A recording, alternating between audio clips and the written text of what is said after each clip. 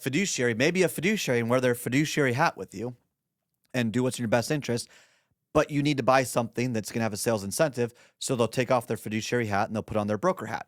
And now then they get a back end commission on that. Whether they disclose it to you or not, that's a whole nother separate topic.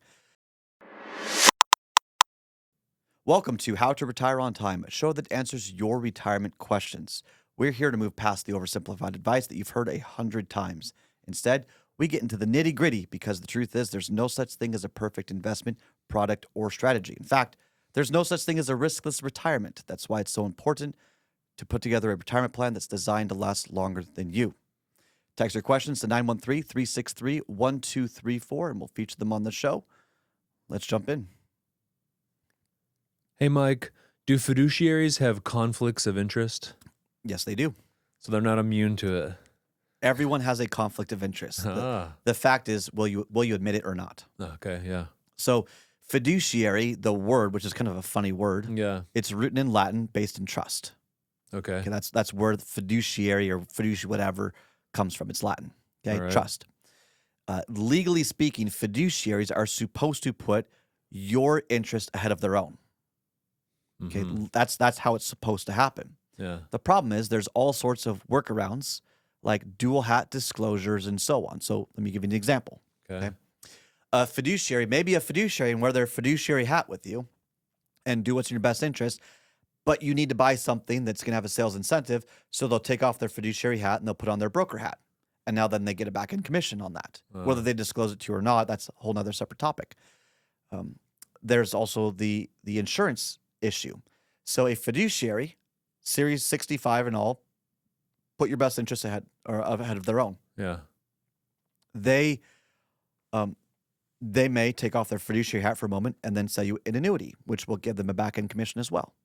And here's my problem with it. Okay, fiduciaries are only relevant to securities and the security side. So when you think of stocks and bond funds and all of the investments, Okay. that is a fiduciary. Okay. If you were to go to any advisor, any financial advisor, investment advisor, and say, well, I want an annuity, technically speaking, they have to take off their securities hat, their fiduciary hat, and then talk to you about annuities. Okay. That's a conflict of interest. They're going to get back in commission. Maybe it is in your best interest. Hopefully it is, if that's what the route you want to go.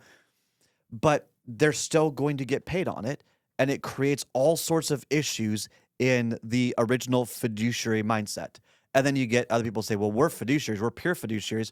Well, can you offer me an annuity? No, we don't do that. We're fiduciaries. Well, what if that's in their best interest? But you're not licensed to do it. So depending on, well, I only work with fiduciaries, that's like saying, okay, well, I'm working with a fiduciary, which is important. You want to work with a fiduciary. But how deep is the toolbox of your fiduciary? So are all like securities licensed people fiduciaries like automatically? No, not at all. So how do you become a fiduciary then?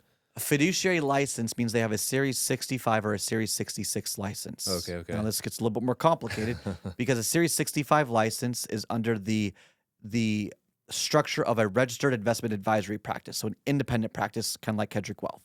Okay, a lot of RIAs out there. And so they have a fee-only service. So they charge a percentage of assets. So like 1% is the cliche example, or there's very few like us that will charge a flat fixed fee. So regardless of how much money you have, it's the same price, okay? Most of them are 1%, and that's it. They can't receive a back-end commission. However, a Series 66 license is paired with a Series 7 license, which means, hey, I can be a fiduciary, but I'm going to take off my hat, and now I'm going to be a broker. Oh. And a broker gets a back-end commission. So I'm going to get a broker, recommend some mutual funds to you. Great. I just made commission off of those mutual fund sales. And it's like, well, why would you buy? Like, here's, okay, I'm going to go down a little bit of a rabbit hole here. Why would you recommend me a high-fee mutual fund when I could buy the same thing as an ETF? Well, that's how we get paid. Okay, well, what's the fee structure to that? It's not, you shouldn't be upset that they got paid back end. It's that they need to disclose what they're getting paid. That's my biggest issue. Because if the financial professional and their whole institution is getting 1% on a back-end mutual fund commission, and this other guy who can't get the back-end commission is charging you 1%, there's no difference. But is the conversation happening? I find that it's not happening, not nearly as much. There was a recent conversation I had actually with someone that just came over, and he says, well, I'm only paying $100 a year. I said, no, you're not. You're not paying your financial guy $100 a year, and he's giving you all this attention. He said, well, how's he getting paid then? So we looked up his portfolio, looked at just one of the mutual funds, and we saw the expense ratios and the 12B1 fees, all the fees associated with it. Well, he's a fiduciary. He also has a Series 7 license, so he's getting a back-end commission. And we tallied up all the different fees associated with it. It was like 1.5, 1.6% he was paying in fees. Had no idea. He was never told. He thought he was paying $100 a month. Oh, yeah. Or no, $100 a year. A year even. That sounded like a great deal. But unbeknownst to him, everyone gets paid. Yeah. I have found that just saying you're a fiduciary, I don't think is enough. You've got to be able to articulate why something is in there, why a recommendation is happening, and what's option A, B, and C, and what are their differences. You got to have a more comprehensive conversation. It's okay that people get paid to do a job. Yes. I'm okay for a heart surgeon to get paid for the heart surgery. They worked hard to learn how to do heart surgeries. I'd like to live. I've never had a heart surgery, but you get the idea. I have no problem paying a financial professional a fee if they're able to help me get access to a product that I couldn't get on my own, or that they could help me get a better net of fee performance, or at least I believe that they could. You can't promise performance, but I believe that they would get a better performance through them than on my own. Like, that's fine. But it's the lack of disclosures. Even those who claim that they're fiduciaries or that they have a fiduciary role, the legalities in these disclosures make it very confusing. So just because someone claims that they're a fiduciary, I wouldn't bank on that. Even CFPs, okay, CFPs, a very difficult designation to get in the financial services space. They have a fiduciary responsibility to do what's right for you, but they still have to have an understanding of what's available to you, which they may not. That's not a guarantee. And they have to also be a decent enough human to be willing to give up commissions for a better product. I mean, I'll admit, there are many ways I could have probably convinced someone to put more in one insurance product or the other to get more commission for the company than something else. I don't do that. That's why we do buffered ETFs. That's why we talk people out of long-term care often, because they don't need it. Yeah, we can make a back-end commission, but when you run the numbers, the truth is always told.